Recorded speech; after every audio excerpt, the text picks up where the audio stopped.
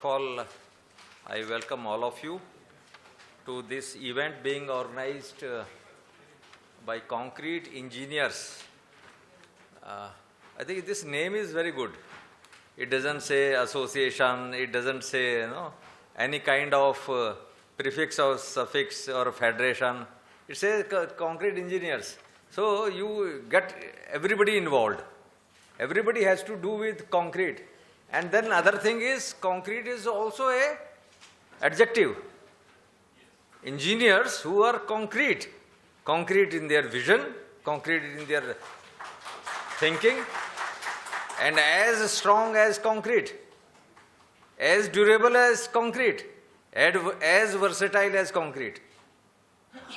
कहते हैं कोई concrete decision लीजिए, बहुत हो गया, है ना? तो बहुत अच्छा नाम है कंक्रीट इंजीनियर्स। ये इंजीनियर्स की ख्याति बढ़ाता है और ये कंक्रीट की ख्याति भी बढ़ाता है। So it's a very good nomenclature, very small phrase yet very effective. I am very happy to be with all of you today. And concrete today doesn't mean simply sort of a material which we used to think earlier.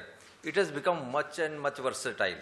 We used to think in Himalayas we had sloping pitched roofs, we had slates largely as roof material. Slowly the material got changed into GI sheets, then colored sheets, pre-painted sheets, and now concrete. Everybody says, can concrete work in hills? It is working and nothing else is working today. आप कितनी slate लाएंगे और sheet और concrete में insulation का कितना फर्क है? आज जो पहाड़ में जो लेडीज काम करती हैं, घर में रहती हैं और काम भी करती हैं, पहले गोबर से लीपना पड़ता था, कपड़े सुखाने के लिए प्रॉब्लम थी। आज वो कहते हैं हमें यही चाहिए। आज फर्श बन गए हैं सीमेंट के, तो कहते सफाई, ये तो काम उनके लिए कुछ नहीं है। जो शहरों में हम सोचते हैं कि बहुत काम होता है, लेडीज सोचती हैं, वो कहते हैं जो हम पहले लीपते थे, पोतते थे गोबर से और मिट्टी से मिला के, और वो बहुत अच्छा था इंसुलेशन, लेकिन वो सारे दिन वही लगे, तो वो करेंगे तो फिर और क्या करेंगे? हम एक्सपेक्ट करते हैं कि जेंडर रिस्पॉन्सिवनेस हो, जेंडर इक्वालिटी हो और सारा काम करें। और वो जो जब आपके चूल्हे बदल गए, आपके फर्श बदल गए, आपकी छत बदल गई, तो तब आप बाहर निकल पाए। तो वो एक्सेप्ट नहीं हो रहा कि कितने हम आर्किटेक्ट्स जाके कहते हैं वो वाला आर्किटेक्चर पुराना वाला, ये वो नहीं हो पा रहा। So concrete has proven its worth.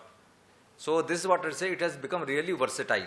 अब हमें स्लोपिंग रूफ बनानी, तो स्लोपिंग रूफ भी बना लेते हैं हम कॉन्क्रीट में। तो it has proven and mix of the two. आधा पिच्ड होता है और आधा जो है जो फ्लैट रूफ होती है, और वहाँ पर पैरापिट भी होती है, और वहाँ खड़े भी हो जाते हैं और अपने काम भी कर लेते हैं। और जो छत में सुखाना होता है, वो डालना होता है, या बैठना होता है, जो करना होता है, वो सब भी हो जाता है। So anyway, so we have to see when we talk about a material, it is as versatile, it has become as wood. हम पहले से कहते थे लकड़ी, एक बार CPWD ने बैन लगा दिया वुड में। आई डोंट नो, 80s की बात है ये। तो एंड वो कहते हैं कि आप इंडियन स्टैंडर्ड सारे हटा दो, विड्रॉ कर लो, क्योंकि बैंड है। एस्बेस्टॉस शीट्स, एस्बेस्टॉस बैंड है नहीं बैंड, लेकिन उसके स्टैंडर्ड्स, हम कहते हैं जो चीज़ जितनी सेंसिटिव है उसके स्टैंडर्ड और ज़्यादा चाहिए। तो क्या हुआ, कहानी कैसे हुई? We use to have wood with, it was a large forest area in the country with large girth of timber, है ना। तो उसके 2 प्लैंक काटिए, स्लाइसिंग करिए और यहाँ पर रख दीजिए, टेबल टॉप बन गया। पहले इतना बड़ा का तो एक सिंगल से ही बन जाएगा टेबल टॉप। तो यू वुड हैव सीन तखत होते थे और मेज होते थे, लेज्ड ब्रेस्ड बैटन डोर्स होते थे। तो वो क्या होते थे, एक पीस लगाया, 2 पीस लगाए, उनको ब्रेसिंग की तो दरवाजा बन गया। एक स्टाइल लगा दी, टॉप और रेल लगा दी, और एक लॉक रेल लगा दी, एक बॉटम रेल लगा दी। फिर क्या हुआ, वुड स्केर्स होगी। See, I am telling how the versatility comes in materials, and the same story goes in concrete also. तो वो फिर टिम्बर बड़े गर्थ की मिलती नहीं थी, फेलिंग भी बैन हो गई, यूकलिप्टिस आ गया, पॉपुलर आ गया, या छोटे घर की टिम्बर या इम्पोर्टेड टिम्बर, तो क्या होने लगा, छोटे घर से मिल गए। तो छोटे घर से कैसे बनाएंगे, तो बड़ा मुश्किल है। इतने बड़े बड़े पैनल कैसे बनाएंगे, ना दरवाजे बन सकते हैं जो पुराने जमाने के किवाड़ होते थे जिसमें जो सांकल होती थी, अब वो भी नहीं बन सकते, तो क्या करेंगे। तो आया उसका क्या क्या, इन्वेंशन ऑफ प्लाईवुड। तो इसको पील कर लो, एक इस ग्रेन का इस साइड में लगा लो और दूसरा जो है इसका जो है लेटरली लगा लो ट्रांसवर्स डायरेक्शन में। So you will get strength in both direction. Timber use to, तो कोई एक एडवांटेज भी मिल गया हमको, दोनों डायरेक्शन में हमारे स्ट्रेंथ आने लग गया है, फ्लेक्सुरल स्ट्रेंथ। तो it is become a better material, engineered material. तो हमने प्लाईवुड आ गया। प्लाईवुड में भी बीच का पोर्शन वेस्ट हो जाता था, जो सेंट्रल था, जो पील नहीं हो पाता था, या प्लाईवुड की डिफेक्ट्स भी होते थे। तो उन्होंने कहा क्या करें, बहुत वेस्टेज हो रही है। देन केम कि टुकड़े टुकड़े बचने लगे, और टुकड़ों को साथ में एक साथ लाइन में लगाया सबको फ्लैट में। एक प्लाईवुड ऊपर लगाई, एक प्लाईवुड नीचे लगाई, या कुछ विनियर ऊपर लगाई, कुछ विनियर नीचे लगाई, बना दिया what is called block board. तो आपके जितना फर्नीचर है जो 70 से 2000 के बीच में घर का जितना भी फर्नीचर है, सबका टेबल टॉप क्या ब्लॉक बोर्ड का है। कारपेंटर को वही आता था, अभी भी वो ब्लॉक बोर्ड का ही बनता है। जब मार्केट से आप लाते हैं अलमारी बनानी है, सब ब्लॉक बोर्ड लाइए। ब्लॉक बोर्ड और प्लाईवुड, और बैकिंग हम प्लाईवुड के लगाएंगे, और जो साइड्स हैं और जो फ्रंट हैं डोर्स हैं हम उसके लगाएंगे। तो this how it changed, block board आ गया। कहानी टिम्बर की है। अब वही टिम्बर यूज हो रही है अब इनोवेटिवली, उसका वेस्ट यूज हो रहा है, जो प्रोसेसिंग में वेस्ट हो रहा है, और टुकड़े बच गए। तो आ गया पार्टिकल बोर्ड, और भी कहते पार्टिकल्स का भी आ गया। फिर ये तो जो टिम्बर है या पार्टिकल्स हैं, ये क्या है, waste. These are nothing but lignocellulosic material. Lignin भी होता है, सेल्यूलोज भी होता है। तो अब क्या करें इसका, तो उन्होंने कहा इसका ये लिग्नोसेल्यूलोज तो इसका प्लांट में भी होता है, जो बगास में भी होता है, ये तो सोलापीथ कॉटन स्टॉक में भी होता है। खेत जब काट देते हैं जब, तो बच जाते हैं इतने इतने, तो उसका क्या करें। तो फिर लिग्नोसेल्यूलोजिक जो है वेस्ट मटेरियल से फिर आगे फाइबर बोर्ड। अब हम बड़ी तो MDF medium density fibre board, high density, आजकल प्रोफाइल्ड डोर मिलते हैं। हाई डेंसिटी SDF के और MDF के प्रोफाइल डोर होते हैं। बाजारों में देखा होगा जो उसमें मोल्डेड डोर्स होते हैं, पूरा डिजाइन है प्री मोल्डेड। तो अब वो भी आ गया। ऐसी दरवाजों की कहानी है। सॉलिड टिम्बर से स्टार्ट हुआ, ledged braced and batten door, जिसमें ब्रेसिंग से करके थे। उससे then we came to what is called as panel door, और फिर पैनल खूबसूरत भी लगने लगे। फिर लोगों ने बहुत ज़्यादा उसमें जो है बीडिंग लगा के और उसको बहुत ज़्यादा सुंदर बनाया, तो पैनल डोर फैशन बन गया। पैनल डोर के बाद उन्होंने कहा कि ये तो यार इसमें तो सॉलिड टिम्बर लग रही है पैनल्स में, तो बीच के पैनल बदलने लगे, प्लाईवुड के पैनल, और एस्बेस्टो सीमेंट के पैनल भी लगते थे, और ग्लास के पैनल भी लगते थे, और वायर मैश भी लगती थी। और फिर पैनल डोर के बाद उन्होंने कहा कि ये अच्छा, हमें सपाट दरवाजे देखने में अच्छे, तो then came what is called as flush doors.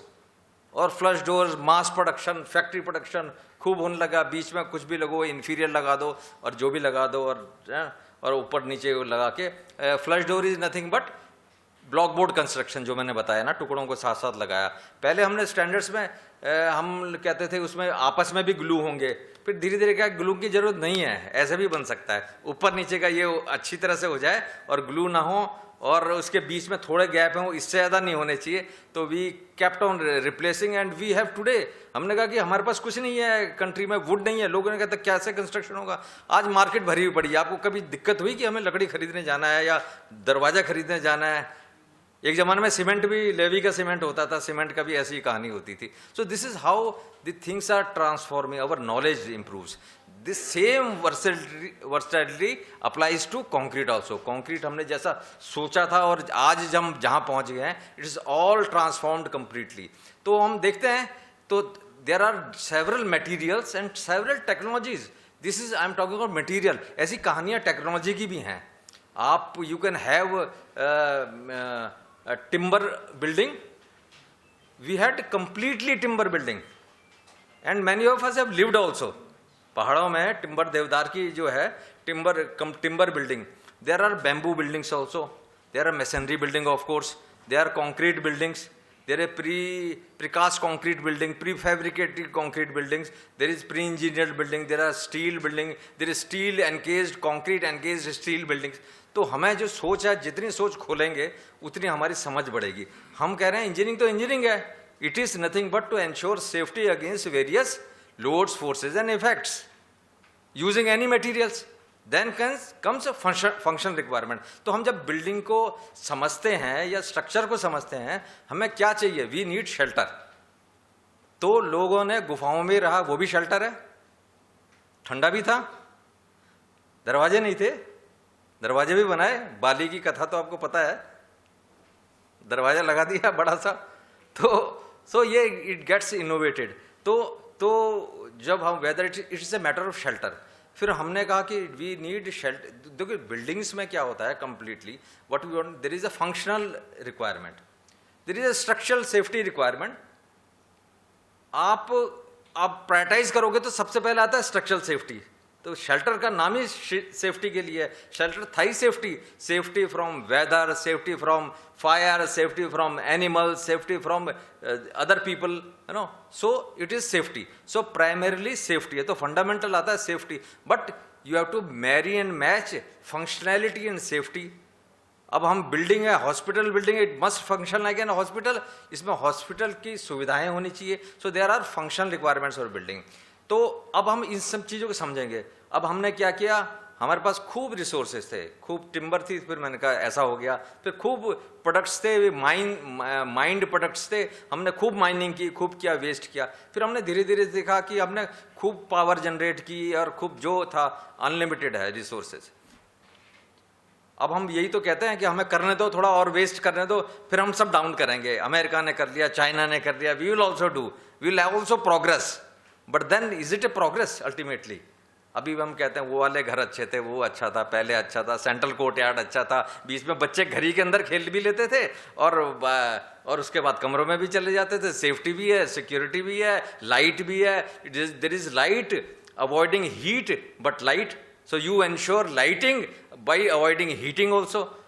तो सो ये था. तो अब हम this is all story. So can we do all the developments by judicious resources utilisation? हम सब कुछ चीज़ों को हम तो यही तो चाहते हैं. हम कपड़े को तैयार से ढंग से रखते हैं कि ये ठीक चले, ये पसंद है, अच्छा है, लंबा चले, ज़्यादा देर तक हम पहन सकें, है ना.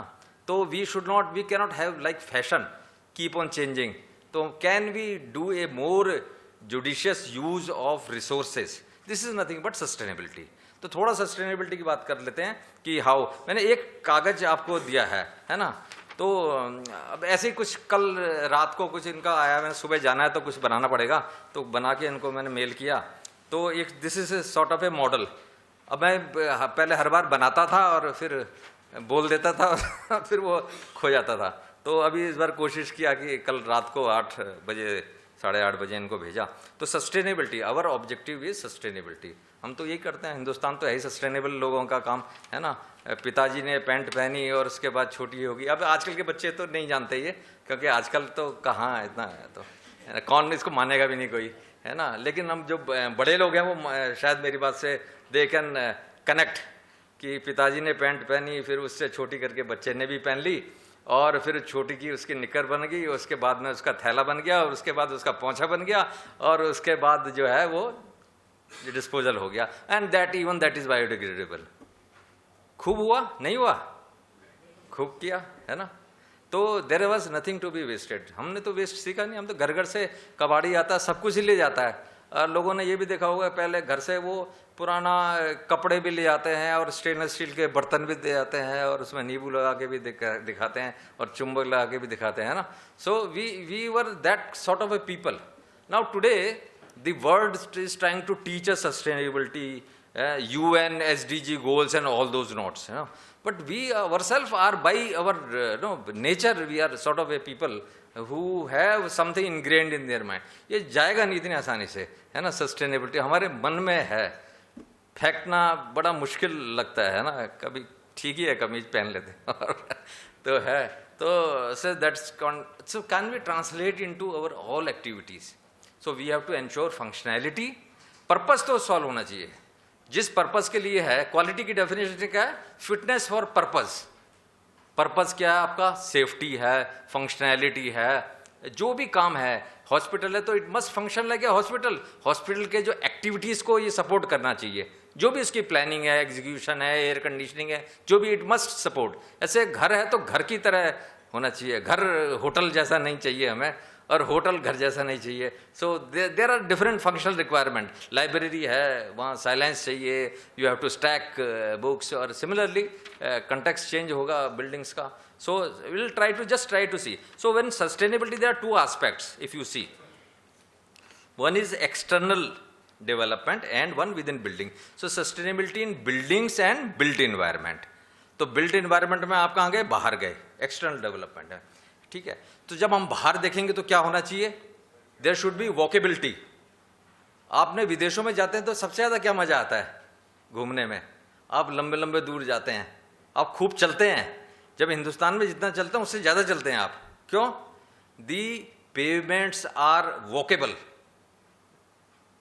दे are accessible, they are flat. तो आपका ध्यान जाता है, आपको पता है दूर दूर तक फ्लैट है, बिल्कुल एंटी स्किड है, कहीं बीच में मैनहोल नहीं खुला होगा, कोई चीज़ ऊंची नीची होगा। So if you can improve walkability, make it accessible for all people. Accessibility क्या है? Accessibility is a concept.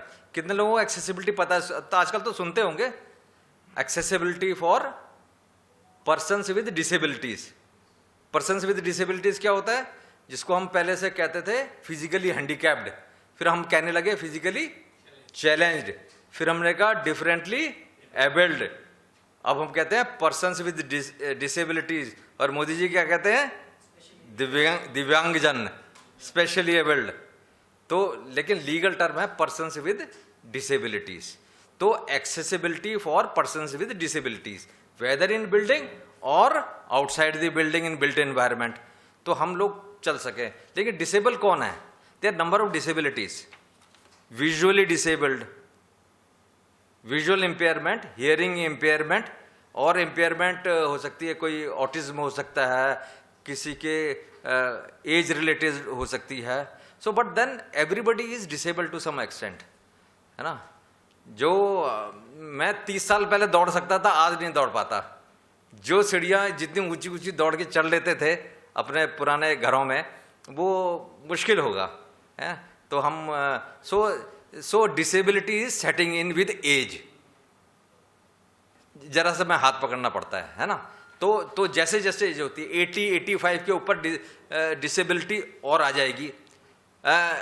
भाई विजुअल डिसेबिलिटी है, चश्मा पहनते हैं उसको दूर करने के लिए, है तो है ना, डिसेबिलिटी तो है। किसी को सुनने में भी हो सकती है। प्रेग्नेंट लेडी टेम्परेली डिसेबल्ड होती है टू डू सर्टेन एक्टिविटीज, और she is advise not to do certain activities. कभी कभी हम टेम्परेली डिसेबल्ड हो जाते हैं, चोट लगी जिन दिनों या कुछ हो गया। सो 2 साल का बच्चा डिसेबल्ड है कंपेयर टू एबल बॉडीड 15 साल के बच्चे के बराबर। वो सीढ़ियाँ नहीं चढ़ पाएगा। There is a limitation on accessibility, access नहीं कर पाएगा, फ्लोर टू फ्लोर एक्सेस नहीं कर पाएगा, नीचे नहीं जा पाएगा। वो कहते हैं छोड़ दो, छोड़ आओ। और एक लेडी को 12 बजे घर में आना है तो कहेगा छोड़ने जाना पड़ेगा, है ना। तो डिसेबिलिटी है, सोशल डिसेबिलिटी है। So we have to have, तो ये भी सस्टेनेबिलिटी का पार्ट है। So we have to have accessibilities for everybody. तो क्यों ना ऐसा डिजाइन हो जो सभी के लिए ठीक हो।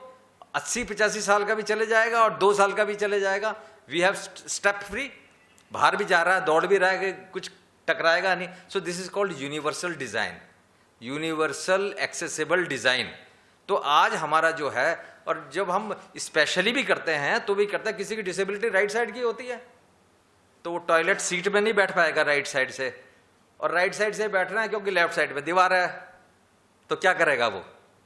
सो there are different types of toilets, है ना। डिसेबल्ड के लिए टॉयलेट्स होते हैं, आपको पता है।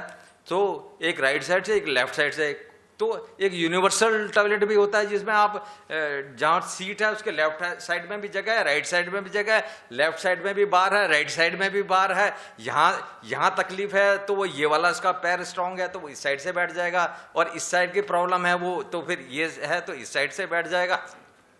आपका वॉश बेसिन है, व्हील चेयर पे है तो उसका पैर नीचे तक जाना चाहिए, ऐसा नीचे नहीं जाएगा तो फिर वो पानी ऊपर गिरेगा, पहुंच नहीं पाएगा। लेडी व्हील चेयर में किचन में काम कर रही है तो उसके एक्सेस हर जगह होनी चाहिए, टैप कहाँ होने चाहिए, स्विच कहाँ होने चाहिए, व्हील चेयर पे बैठ के कितना एक्सेस है उसका अलाउड है। हम अपने आप को खड़े होकर सोचने करके डिजाइन नहीं कर सकते। So there is a entire concept of accessibility design, ये सारा है नेशनल बिल्डिंग कोड में, एनबीसी 2016 में है ना, पार्ट 3 में देखेंगे तो is all there. So we you have to make it walkable, accessible with mass rapid transit system. आप मजे से वेदर देखते हुए, दोनों तरफ पेड़ है, पेवमेंट है और आप चले जा रहे हैं, आपको अच्छा लग रहा है, आप कहते नहीं थोड़ा और चल लेते हैं, कोई बात नहीं है, you feel good. So you have to have, this is sustainability, and after a kilometer or two a metro station you should have, तो rather than taking your car you feel like walking and नहीं एक ही kilometre अब चले जाऊंगा।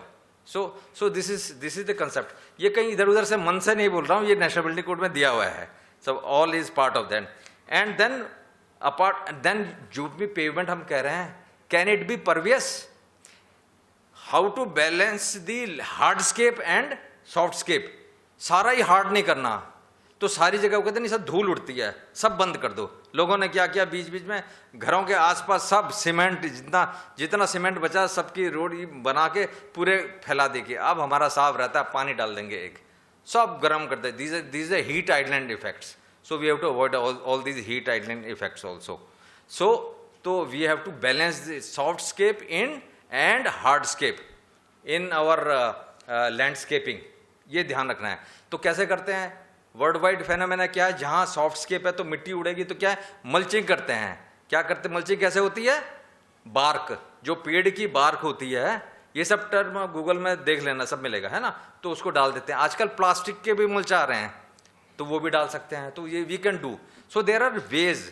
अब तो वही तो मैं कह रहा हूँ, हमें अपने आप को सोचना है, हम कर सकते हैं, हम जानते हैं, हमें अप्लाई करना है। सो what I am trying to instigate कि सोचो और इसको करो, कर सकते हो अपने घर बनाने में, अपने काम में, अपने, this all we have to ensure. Okay, so if we go along, then I said pervious concrete, can we have pervious concrete? देखिए आपको what you have to understand is that there are all technologies, all system, they will compete with there, they will compete in your mind also कि ये कर लूँ कि ये कर लूँ। तो then comes a decision by an engineer, so you have to apply that decision। and disaster resilience, अब कोई कहे सब मकान में तो एक्सटर्नल डेवलपमेंट में क्या डिजास्टर रेजिलियंस होता है, लैंडस्लाइड होती है एक्सटर्नल डेवलपमेंट में, आपके हरिकेन होता है, टॉर्नेडो या साइक्लोन। में हांगकांग में जा रहा था, मैंने देखा कि बीच में हर थोड़ी थोड़ी दूर बाद जो है स्क्रीन है, और स्क्रीन में बता रहे हैं कि आगे क्या स्पीड चल रही है, वहाँ क्या स्पीड है, विंड स्पीड कितनी है। तो we had to come back कि इसके आगे नहीं जाएंगे, वार्निंग है, कलर चेंज हो जाता है, तो नहीं तो वहाँ रह ही नहीं पाएंगे if you are not informed. जैसे पहले रेडियो से प्रसारण करते थे, सुनते थे, तो आप तो वो वहाँ रोक नहीं सकते, आपको काम करते जाना है। आप करोगे, चेंज आ रहा है, आप नहीं जाओ, लौट जाओगे, या यू बी मोर केयरफुल, या आप रुक जाओगे, कुछ और काम करोगे, फिर आप आओगे। So you have to manage your disaster resilience outside also. Then you have mass rapid transit system also. तो ऐसा नहीं है कि सब अपना घर से हम कार लेके निकलते हैं, but you don't feel so good. Car होनी चाहिए, उसको दिखाना है हमें, या करना है, या यूज़ करना है, या ओकेजनली है। लोग कार रखते हैं अपना, दूर दूर कभी कभी ट्रिप पे जाते हैं, but then it should be facilitated. तो मेट्रो आने से दुनिया बदली है, ज़िंदगी बदली है, लोगों के स्टैंडर्ड बदले हैं। So that is another requirement. When we do city planning we have to ensure all these things aspects also. Anyway, so and these have further detailing which I cannot go. ये तो external है। Now when you come to in the building itself, और इसके और aspects भी है town planning में। Of course you have master plan which should be well prepared, you should have a zonal development plan and layout plan। Planning के ये category होती है, if somebody knows about master planning। तो ये plans में any city, Ghaziabad बनाए, नोएडा बनाए, greater Noida बनाए, फरीदाबाद बनाए, कोई सिटी अच्छी लगती है, कोई अच्छी नहीं लगती। क्यों नहीं लगती?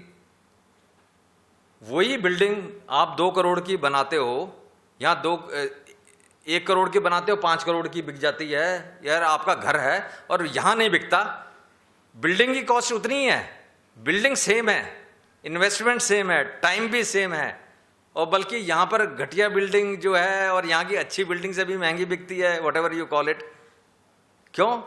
बिकॉज वो जो टाउन इज वेल प्लान्ड। आप सुबह घर से निकलते हो तो आपको 500 मीटर में दूध मिल जाता है, बगल में सब्जी मिल जाती है, फल मिल जाता है, 5 किलोमीटर के अंदर बच्चों का स्कूल है, 10 किलोमीटर के बड़ी मार्केट है, यहाँ बगल में छोटी मार्केट है, एंड वीकली मार्केट भी लगती है, and you have the community centre also. If you have planned well, so if you have planned well township, it becomes a sustainable town. नहीं, यहाँ अच्छा लगता है, यहाँ सब कुछ पास में है। कहते हैं ना लोग, नहीं नहीं यहाँ से जाने का मन नहीं करता, है ना, छोटा मकान है लेकिन हम जाते नहीं हैं यहाँ से, है ना, हमने ले रखा है एक और बड़ा मकान। क्यों? That is the kind of sustainability, it is more sustainable compare to that. अभी हम बिल्डिंग में आए नहीं हैं, अभी तो हम एक्सटर्नल डेवलपमेंट की बात कर रहे हैं। The moment you come to building, there are other areas come, as I told, it has to be functional. तो जब हम बिल्डिंग में आते हैं, बिल्डिंग में if you will see both contributing arrow जो सस्टेनेबिलिटी में जा रहे हैं। First of all come safety. Safety में क्या है? Fire safety. आजकल कितने फायर की आती हैं, अब गर्मी आ रही हैं, अब देखना आप, अभी फायर सेफ्टी वीक, कल लेक्चर दिया मैंने, फायर सेफ्टी वीक था। तो fire safety has to be ensured. आपकी बिल्डिंग कम्प्लेक्स होते चले जा रही है, आपने HVAC लगा दिए हैं, इतने सारी पैनलिंग है और ये है, तो आप ये वुडन, आप फायर सेफ्टी है तो आप वुडन का क्यों बनाते हैं? ये why should be all this wooden? Is it coated with fire resilient paint? इतने सारे आपने ड्रेपरी लगा दिए हैं, यहाँ सब में कपड़ा लगा के बैठे हुए हैं, तो क्यों लगा सकते हैं? So we have to concept as a engineer. आप कंक्रीट तो यूज करोगे, लेकिन you have to as an engineer you have to understand कि फायर सेफ्टी कैसे इंश्योर होती है। There are 3 components of fire safety: fire prevention, life safety and fire protection. पहले तो you have to prevent fire और delay the propagation of fire. तो अब हम, एक बिल्डिंग है, any building that you take, so we have to prevent fire. तो हम पहले क्या करेंगे? सबसे पहले क्या करेंगे? We have to understand building, कि बिल्डिंग में फायर वल्नरेबिलिटी है क्या, ये बिल्डिंग में फायर प्रोननेस क्या है, आग लगने के इसके जो प्रोननेस है या कारण है या क्षमता है, ये कितनी है। जैसे हमारे घरों में आग नहीं लगती ना, नहीं लगती, क्योंकि बिकॉज इज कंपेरेटिवली सेफ। घरों में आग के इंस्टेंस बहुत कम होते हैं हमारे घरों में। क्यों होते हैं? हमें सारे रास्ते पता हैं, इधर से बाहर है, इधर से भी बाहर है, इंसिडेंट्स नहीं आता है। कभी कोई छोटे मोटे भी होते हैं तो वो फिर इग्नोर हो जाते हैं, वो हमारी याददाश्त में ठहरते नहीं है, क्योंकि इतने डिजास्टर्स में कन्वर्ट नहीं होते वो, पहली बात। दूसरी बात, these are very airy. Traditionally जो हमारे मकान काफ़ी एयरी है, वेंटिलेशन बड़ा अच्छा होता है, एंड देन किचन होता है वो सेग्रीगेटेड होता है। लेकिन but there are so we must understand. तो कौन कौन सी बिल्डिंग है, how many types of buildings are there? There are 9 groups as per NBC. There are 9 groups of building. पता है कौन कौन सी? हाँ, so group A residential, B educational, C institutional, D assembly, E business, F mercantile, G industrial, H storage and J hazardous. There are 9 groups of building. तो हमें समझना है, residential में होटल भी आता है, means these are having sleeping accommodation. Fire vulnerability is of one kind, you are asleep और आपका फायर डिटेक्शन अलार्म सिस्टम नहीं है, और तो you will not be able to detect when the fire will become, till a fire will become a full blown fire. फिर आप निकलोगे, फिर आपको पता चलेगा, फिर भगदड़ मचेगी, तब तक पूरे में smoke and darkness will set in. So this is understanding your building. Residential, B educational, एक साथ बच्चे छुट्टी होती है भागते हैं, भगदड़ मचती है, आग की खबर होगी तो और भगदड़ मचेगी। या वैसे ही कई केसेस हो गए हैं, दिल्ली में भी हुए थे पहले, तो छोटी सी स्टेयर कर दो तो एक के ऊपर ही कूद जाएंगे, बच्चे हैं। So you have to ensure the width of staircase. C institutional, hospitals भी आते हैं इसमें, जेल भी आते हैं। जेल में आप छोड़ नहीं सकते कैदी को, हॉस्पिटल में वो जा नहीं सकता, he is not capable of self preservation. So what will happen ultimately, somebody has to assist evacuation, तो उसको लेके जाना है। तो ये उसकी पिक्युलरिटी होगी। तो रैंप होने चाहिए, उसको ले जाने की क्षमता होनी चाहिए, या डिफेंड इन प्लेस मैकेनिज्म होना चाहिए। यहाँ से फायर कंपार्टमेंट से यहाँ ले जाओ, यहाँ का स्मोक यहाँ नहीं आएगा, यहाँ की फायर यहाँ नहीं आएगी। हाई राइज में कैसे करोगे? You have to have defend in place mechanism. पूरा ऑपरेशन थिएटर यहाँ पर है, तो एक थिएटर यहाँ भी होना चाहिए, यहाँ से यहाँ ले जाएं। So all this provisions are enshrined in the code. तो so that is there. D है आपका असेंबली, सो मेनी पीपल। अब हम निकले हैं, एक ही दरवाजा है या 2 दरवाजे हैं, या यहाँ ब्लॉक्ड है। So many things are there. E business, business में क्या होगा? ऑफिसेस, पेपर, सेल्यूलोजिक जिसमें फायर प्रोननेस है। F mercantile. लेकिन अब क्या होगा? दुकान है तो दुकान में सामान तो होगा ही, तो क्या उस लकड़ी की दुकान को कैसे कह दोगे कि लकड़ी मत बेच? सो फायर वल्नरेबिलिटी या फायर रेजिस्टेंट कोटिंग लगा के बेच तो नहीं कह सकते। कपड़े की दुकान में कपड़ा होगा ही। कोई फायर वल्नरेबल जो सामान बेचता है या सामान देता है वो तो देना ही पड़ेगा ना, जो चीज है। तो फिर हम क्या करें? ये ऑडिटोरियम है, यहाँ तो लकड़ी लगानी पड़ेगी ना, आपको अकॉस्टिक्स करनी पड़ेगी। So you have to use acoustical material. Maybe these are fire vulnerable, but then it has to be used. तो क्या है? So we'll come to that कि ये क्यों करते हैं, कैसा होना चाहिए, क्यों हम लगाते हैं। किसी ने हमें आज तक नहीं कहा कि फायर रिटार्डेंट पेंट लगा के यहाँ पर करो अपनी फ्लोरिंग को या वॉलिंग को या कर्टेन को, even in cinema halls. Nobody does it in conference halls. It is not required to be done also either. So and then next comes ये जो फायर, जो जितने भी बिल्डिंग्स है with different vulnerabilities, these are grouped as zone 1, zone 2, fire zone 3, low vulnerable, medium vulnerable और high vulnerable. तो इनको आपस में इंटरमिंगल नहीं करना है। सो दिस फायर, अच्छा ये सब बातें होगी फायर प्रिवेंशन की, हम प्रिवेंट करने की कोशिश कर रहे हैं, उसको समझ रहे हैं। देन टाइप ऑफ कंस्ट्रक्शन, यहाँ कॉन्क्रीट काम आएगा आपका। Type 1, 2, 3, 4 construction. From fire point of view, there are 4 types of construction. Type 1, 2, 3, 4, table 1 of part 4 fire and life safety of NBC 2016. तो आप इसमें टेबल को देख लीजिए।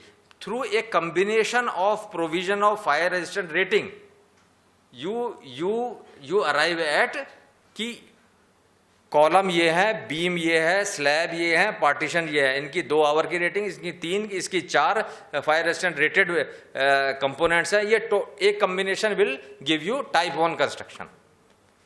इसकी 2 की जगह 1.5 कर दिया, इसकी 3 की जगह 2 कर दी, इसकी 4 की जगह 3 कर दी, ये डिफरेंट कंपोनेंट्स की। तो टाइप 2 कंस्ट्रक्शन तो पूरे बिल्डिंग के कॉम्बिनेशन है, क्योंकि सबका इम्पैक्ट अलग है, बीम का इम्पैक्ट अलग है, स्लैब का, कॉलम का और ज़्यादा होगा।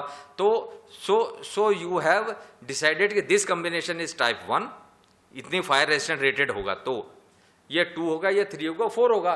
तो लकड़ी का मकान किस में होगा? 4 में आ जाएगा इससे। फिर कॉम्बिनेशन 3 में आएगा, और फायर रेटेड होगा इसमें आएगा, 2 में आएगा, फिर 1 में आएगा। Type 1 is the best fire rated combination. So for this construction of type 1 you are given concession.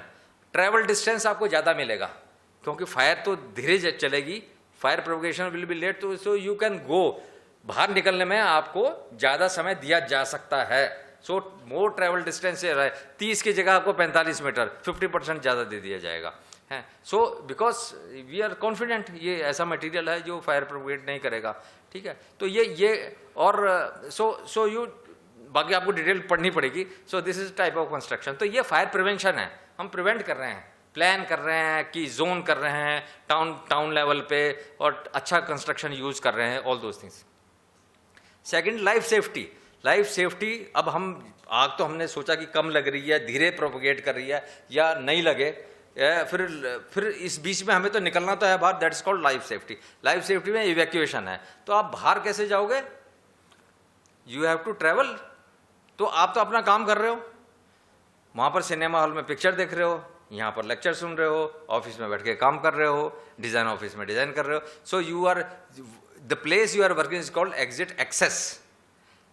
यहाँ से, और जहाँ पर आप यहाँ से बाहर जाएंगे वो that place is called exit. लिखा होता है ना, ग्लो करता हुआ लाल रंग से एग्जिट।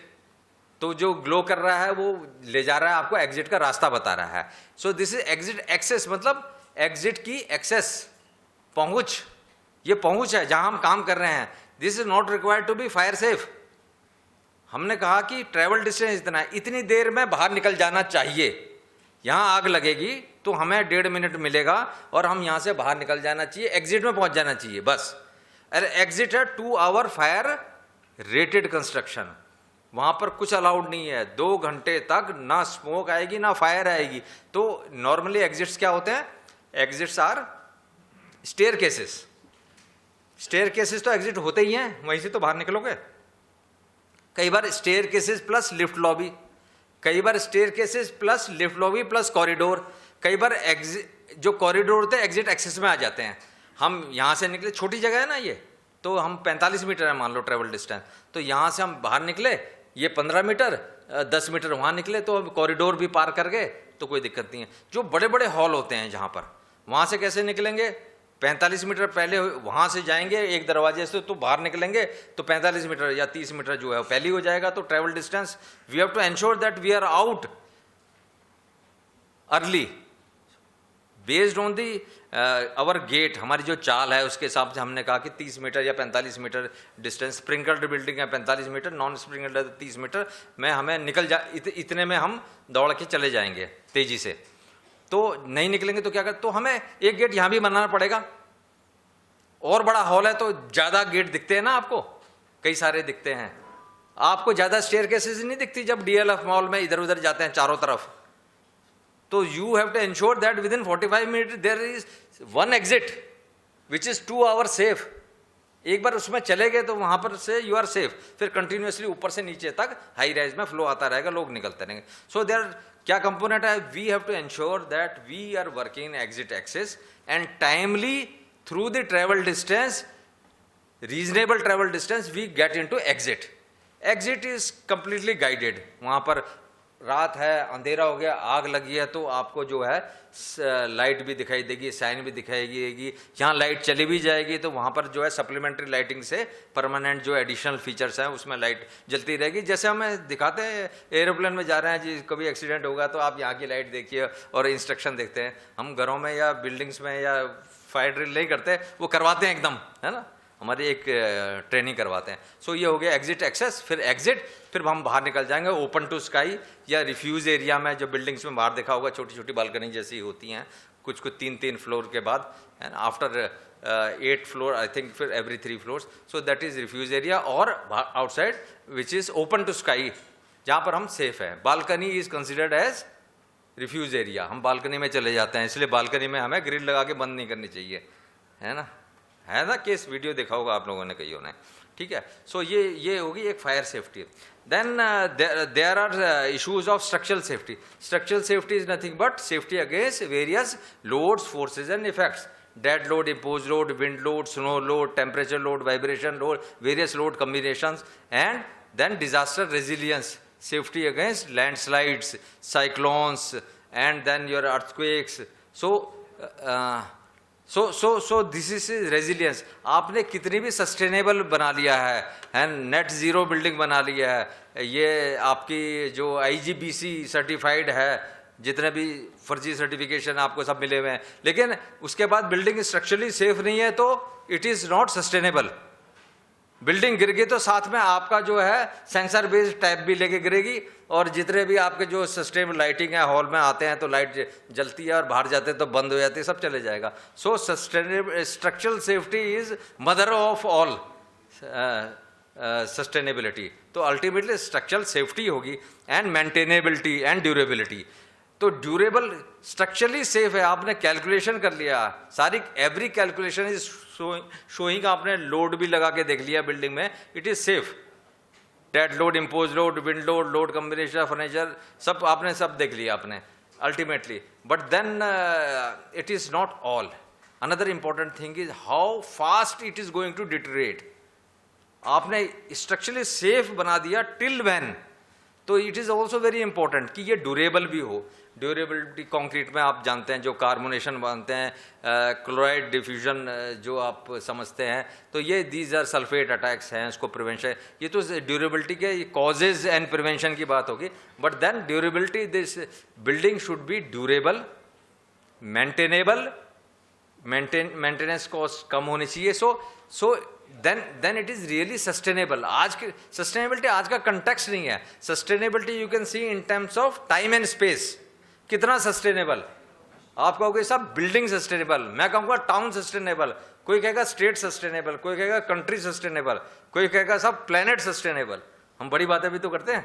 तो हमारा प्लेनेट है, घूम रहा है ना, सूर्य के चारों तरफ परिक्रमा कर रहा है ना, और कुछ आपने इधर की सस्टेनेबिलिटी देख ली और वहाँ कुछ हो रहा है तो हमें तो पता ही नहीं है ना। सो एनीवे सस्टेनेबिलिटी की कोई लिमिट नहीं है। हम ओजोन की बात भी करते हैं ना, अर्थ के चारों तरफ, वो भी तो सस्टेनेबिलिटी को इम्पैक्ट कर रही है, ओजोन डिप्लीशन। तो जितना हम कर सकते हैं करते हैं, बट टू बी फोकस्ड है थोड़े समय में। सो लेट अस सी कि हम अगले 500 साल में, हम ये नहीं कह सकते आज से 5000 साल पहले कितने होंगे, 3000 साल पहले होंगे, चलो मान लेते हैं। मोहनजोदड़ो हड़प्पा संस्कृति तो थी ना, कुछ सब कुछ बायोडिग्रेडेबल था, सब कुछ नेचुरल बेस्ड था, कुछ प्लास्टिक नहीं था, कुछ पेट्रोलियम नहीं था, कुछ high energy intensive glass steel कुछ भी नहीं था, वो भी सर्वाइव नहीं की। Even it was not sustainable. तो क्या आती है, बात आती है सिक्योरिटी। किसी का आक्रमण हुआ होगा, कितना डिजास्टर हुआ होगा कि वो सब खत्म हो गए, very difficult to think, maybe हुआ होगा, बट सिक्योरिटी बिकम्स। तो सिक्योरिटी, यूक्रेन की सस्टेनेबिलिटी का क्या हुआ, क्या कुछ भी बिल्डिंग बनाई हो उसने, हैं? तो security is very important above all, तो है ना। तो ये बड़ा इंपॉर्टेंट है, सबका साथ, सबका विकास, सबका विश्वास, लेकिन सिक्योरिटी है ना, उसके बिना ये सब डूब जाएगा। तो security is very important. If you understand कि हम जी पाएंगे अभी तो, so you have to see everything कि सिक्योर है कि नहीं है। आप चाहते हो मैं घर में रहता हूं, मेरा परिवार में जाता हूं, नहीं ऐसा गेटेड कम्युनिटी है, इट इज सिक्योर्ड, ये लिमिटेड सिक्योरिटी है। We want country to be secure, सब खुश है, सब सिक्योर्ड है। देश आक्रमण, हम तो वहां तक जाते हैं ना, फिर एक बम गिरा तो आपके सब सस्टेनेबल अनसस्टेनेबल सब जमीन में मिल गई वो सारी, आपने कुछ भी डिजाइन किया हो, कुछ भी लगाया हो अंदर। सो तो वो भी एक कंसेप्ट है सिक्योरिटी। पता नहीं मैंने लिखा नहीं लिखा, हो सकता है लिखा हो सकता है ना लिखा हो, है ना, ठीक है। So these are all very important aspects. अब पहाड़ों में बिल्डिंग बन रही है, आपने देखा होगा, है ना, दो खेत जोड़ दिए, उनको एक लेवल कर दिया और बना दी, और यहाँ छोटी मोटी सी एक रिटेनिंग वॉल बना दिया, ब्रेस्ट वॉल बना दी, पूरे का पूरा पहाड़ मकान समेत। आपने कितने वीडियो देखे होंगे। सो वी हैव टू, अब कौन करेगा ये, आप ही तो करोगे, इंजीनियर ही करेगा, और कोई तो कुछ नहीं करेगा, है ना। So we have to ensure that all this planning and design we can create. जैसे कहते हैं डिसेबिलिटी आदमी में नहीं होती है, डिसेबिलिटी होती है फैसिलिटी में। फैसिलिटी में आप स्टेप मत बनाइए, मैं धीरे धीरे चले जाऊंगा, कहीं भी चले जाता हूं। आप बड़ा सा स्टेप बना दो, छोटा बना दो, तो बड़ा बना दो तो 5 साल का 2 साल का बच्चा नहीं जा पाएगा, 85 साल का नहीं जाएगा। तो आप वी क्रिएट डिसेबिलिटी। आपने यहाँ पोडियम नहीं बनाया तो हम सब चढ़ गए, अब ऊंचा सा पोडियम बना देते तो फिर हम चढ़ नहीं पाते। So you have to design for accessibility to make it free from any kind of disabilities.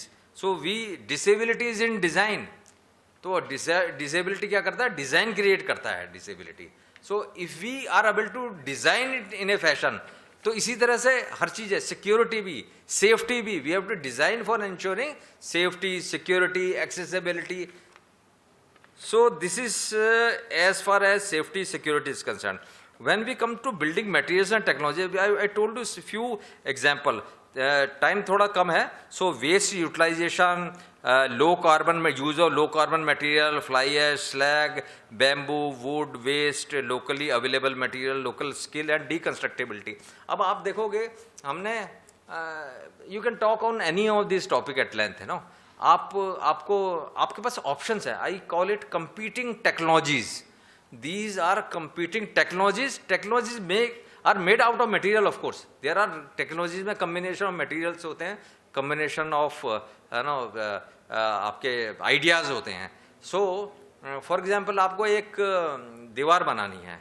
You can have masonry wall. We can have concrete frame structure with infill wall.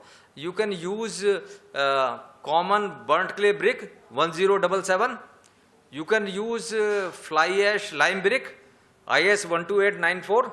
You can use fly ash clay brick IS 13757, you can use fly ash cement brick. IS 16720, you can use perforated clay brick, you can use hollow clay brick, you can use concrete blocks, 2185 part 1 solid concrete block, 21 or hollow concrete block, or 2185 part 2 lightweight concrete block using lightweight sintered fly ash aggregate as per IS 9142 part 2.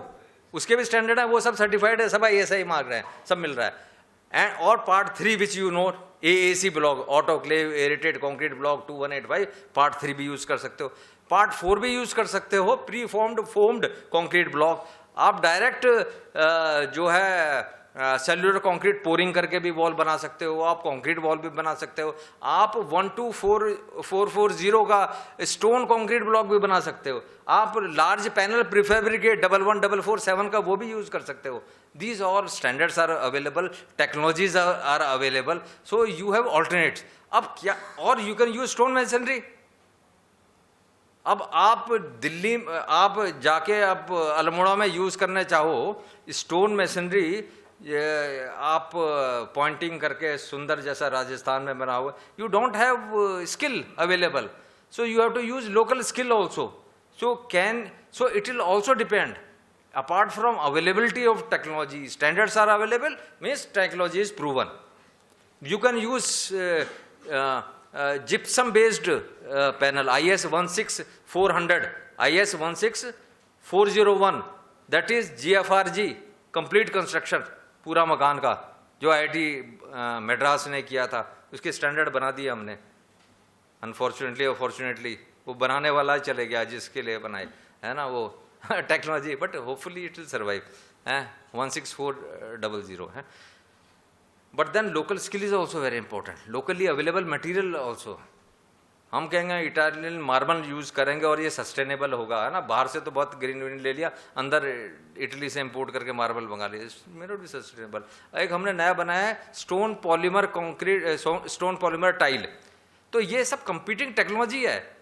आपको fly ash 200 kilometre दूर से ला के बना के मिला के बना रहे हैं. Fly ash is unsustainable. Just because it is fly ash, it will not become sustainable. It will become sustainable based on so many factors. अब आपने उसके बना तो ली, but you don't know how to use it. बहुत चीजें होती है, बहुत कितने अच्छा सामान लेके आए थे, क्या कर दिया सब कबाड़ा, है ना. अच्छा होने से ही नहीं होता. सो you have competing technologies, availability of skill, local availability of materials, एक कम्बिनेशन. तो हमें समझना पड़ेगा. मैथमेटिक्स मुझे समझ नहीं आता, लोग ग्रीन रेटिंग वेटिंग कैसे देते हैं. मैथमेटिक्स से होना बड़ा मुश्किल है. एक ज़बरदस्ती तो कर सकते हैं, फिर आपने घर के बाहर पेड़ लगाए कि नहीं लगाए, उस घर में वो रेन वाटर हार्वेस्टिंग है कि नहीं है, वाटर लॉक्ड एरिया है तो भी रेन वाटर हार्वेस्टिंग चाहिए. आपके घर के आगे डेसिडियस ट्रीज लगा दिए, if it is south facing, और जब वो पत्ते झड़ जाते हैं और जो है गर्मियों में आ जाते हैं, ये भी तरीका है. आजकल लोग बात करते हैं ना मकान घूम जाएगा जिस तरफ धूप होगी या चाहिए. देखते हैं, लेट अस सी. बड़ी बड़ी बिल्डिंग में कुछ हो सकता है, but whether it is economically viable कब होगा, कल हो भी सकता है, नहीं भी हो सकता है. So building technologies if you say these are all. Now we are also talking about, अब हमने स्टैंडर्ड भी, see as an organization, Bureau of Indian Standards or various companies in the country, we all are duty bound to create various materials and combination. Researchers का काम ही क्या है, वो ये नहीं देखेंगे महंगा होगा सस्ता होगा, वो तो निकालते जाएंगे. सस्ता महंगा होगा, इट में भी इकोनॉमी ऑफ स्केल्स कभी हो जाता है, कुछ कम्बिनेशन काम आ जाते हैं. तो हम तो बनाते रहते हैं. स्टैंडर्ड बनाते समय हम देख लेते हैं इसकी इम्प्लीमेंटेबिलिटी है और एप्लीकेशन. जैसे हमने जियो पॉलीमर कंक्रीट पे स्टैंडर्ड बना दिया है 16452, geopolymer concrete for unreinforced precast concrete products. इस एप्लीकेशन के तहत अब हम वो जो कंक्रीट को परमिट कर रहे हैं पेवर ब्लॉक में और कर्ब स्टोन में और कंक्रीट ब्लॉक में अमेंडमेंट वगैरह निकाल के we are permitting. So even that will be usable. ये बनाए गए हैं National Council for Cement and Building Materials, NCB में काफ़ी रिसर्च वगैरह होती रहती है. So all those things have been utilized, these have been demonstrated by them, researched by them, and these have also been done. Those standards have been made available even for them. Coming to envelope optimization within the building, तो आप क्या है, अब building तो हमने बना दी, और जो सबसे ज़्यादा बात करते हैं, जो आर्किटेक्चर फ्रेटर्निटी में सबसे ज़्यादा बात होती है एनवेलप ऑप्टिमाइजेशन, ये हमारा बिल्डिंग का एनवेलप है। सो हम आजकल तो एयर कंडीशन बिल्डिंग है मोस्टली, तो if you can optimize this entire envelope, कैसे ऑप्टिमाइज करोगे आपको इसको? So there are certain tools, there are software are also there, if you can wall window ratio, किस साइड में कितना विंडो हो, किस साइड में, सन डायग्राम क्या है इसका, हमारा फ्रंटेज क्या है, सन डायग्राम क्या है, कौन से कमरे कहाँ हैं। So we have SP41 for that standard, जो स्पेशल पब्लिकेशन है, NBC में भी दे रखा है, you can see part 11 approach to sustainability, बल्कि मैंने चैप्टर का नाम रखा अप्रोच टू सस्टेनेबिलिटी, सस्टेनेबिलिटी नहीं रखा, ये हमारी अप्रोच है, आपकी समझ है, आप the way you understand it, the way you can apply it, it cannot be universally applied, so that is how, so that is envelope optimization। इसमें आपका सारा आ जाता है use of natural lighting and ventilation, how you can do the disposition of your Windows and doors and sky lights and different. अब जैसे आप industrial shades में करते हैं, ऊपर एक ट्रांसफर GRP शीट IS 12866 की वो डाल देते हैं शीट, बाकी GI शीट्स होती हैं 277 की, और अदरवाइज आपकी 459 की AC शीट्स होती हैं। So this combination these are being use traditionally, ऐसी कोई नई बात नहीं है, लेकिन देर आर डिजाइंस अवेलेबल। जैसे कम्प्लेक्स बिल्डिंग होती है, हाई राइज बिल्डिंग होती है, you can actually design, there are softwares available to have, then you have landscaping, you have vertical gardens, you have roof gardens, you have use of thermal insulating material with good U value, thermal transmittance जिसका कम हो, thermal resistivity ज़्यादा हो, छत में use करें, wall में use करें, all these materials are available, these are technologies which are available, which are given in the code, these are permitted to be used. You have to see, optimize the cost also, optimize क्या cost लगे, क्या gain मिलता है, आपको ये भी देखना पड़ेगा, एंड एंश्योर मेंटेनेबिलिटी और ड्यूरेबिलिटी स्ट्रक्चर्स की। ऐसा कुछ लगा दिया आपने जिससे ड्यूरेबिलिटी अल्टीमेटली अफेक्ट हो गई, so all these aspects are there, and of course use of sensors for energy efficiency, हमने स्टैंडर्ड आप उसके भी बना लिए हैं, वाटर एफिशिएंट फिटिंग्स के बना लिए हैं। So you can have water efficient certified fittings available. आजकल मिनिस्ट्री ऑफ हाउसिंग और अर्बन अफेयर्स ने काफ़ी सर्कुलर निकाले हैं, एज पर इंडियन स्टैंडर्ड जो है सर्टिफाइड यूज़ करें सबको, CPWD, NBCC को और बिल्डर्स को, क्रेडाई को, सबको, स्टेट PWDs को, सबको उन्होंने लिखा है। Then of course waste utilization, we water and waste management, we are doing lot in this area। अभी हम दो स्टैंडर्ड पे काम कर रहे हैं, एक है बायोडाइजेस्टर, वो तो DRDO की टेक्नोलॉजी थी ना। So these are called decentralized sewage treatment units और sewage treatment plants even। So जो दोनों पे काम कर रहे हैं, those interested can connect with us. तो एक ये बन रहा है, एक decentralized sewage treatment plant packaged unit, आपके घर बिल्डिंग से कोई भी जो है वेस्ट सीवेज सीवरेज में नहीं जाएगा, है ना। No sewage will go into sewerage network और सीवरेज पाइपलाइंस। ओके, तो उसके लिए आप क्या, एक कार के बराबर है, आपके वहाँ वो रख दिया जाएगा, एवरीथिंग विल बी कनेक्टेड। आजकल पार्क्स, दिल्ली में वार्कों में भी कई लग गए हैं, 60-70 या पूरे इंडिया में लग रहे हैं वो। तो जो सीवेज ट्रीटमेंट, जो सीवेज जाता है उसको रन थ्रू कर देते हैं, तो वो जो है लोड भी कम हो जाता है, तो you need not have more sewage treatment plant. और जो हाई राइज बिल्डिंग है वो तो देखकर आई थिंक एक से कितना 100 यूनिट तक का, 100 ड्वेलिंग यूनिट का काम हो जाता है ना। So my officer Shubham Agarwal, he is looking after these areas, water efficiency and this sewage treatment plants and all those things, so and public health engineering. So these are many of these area. Then actual construction, अब हम जो construction कर रहे हैं आजकल ना, एक आप देखा होगा 383, तो अब you know all, we had revise in 2016 January, इसमें C&D वेस्ट के लिए है। So we have permitted use of slag aggregate, steel aggregate, iron aggregate and construction demolition waste, both as recycled concrete aggregate as well as recycled aggregate. जो concrete से निकाल के retrieve करेंगे वो रिसाइकल्ड कंक्रीट एग्रीगेट होगा, जो other than concrete including concrete सब mix होगा, ब्रिक बैट होगा, टाइल होगा, that will be called recycle aggregated because so, और बॉटम एश भी, so bottom ash as fine aggregate, copper slag as fine aggregate and steel and iron aggregate. Iron aggregate कहते हैं जो pig iron बनाने में आता है। जब उस आयरन से स्टील बनता है तो फिर और स्लैग निकलता है, that is steel slag. So iron slag and steel slag, तो दोनों की हमने लिमिट्स दे रखे हैं as part replacement of natural aggregate. कुछ और रिसर्च होगी आपसे। So 383 we are revising to increase the limit, but while increasing the limit of replacement of natural aggregate by these aggregates, artificial aggregate or manufacture, M sand नहीं कहते हम उसको, standard में हम M sand नहीं कहते, जिसको M sand कहते रहते हैं ना, ये these are nothing but crushed stone aggregates। और जो हम M sand कहते हैं जो मैन्युफैक्चर्ड है, which has nothing to do with obtaining from natural sources। Crossed stone भी तो नेचुरल सोर्सेज आता है, तो हम नेचुरली कहते हैं उसको, नेचुरल एग्रीगेट ही कहते हैं उसको भी, नेचुरल एग्रीगेट का पार्ट है। बेसिकली थ्री टाइप्स नो, जो भी सैंड हम जो निकालते हैं तो 3 है, कैसी? River sand, pit sand and crushed stone sand. तो सैंड तो ये 3 है और 3 ही रहेंगी, है ठीक है। और ये और C&D वेस्ट के यूटिलाइजेशन, ये this is how we are working in diverse area.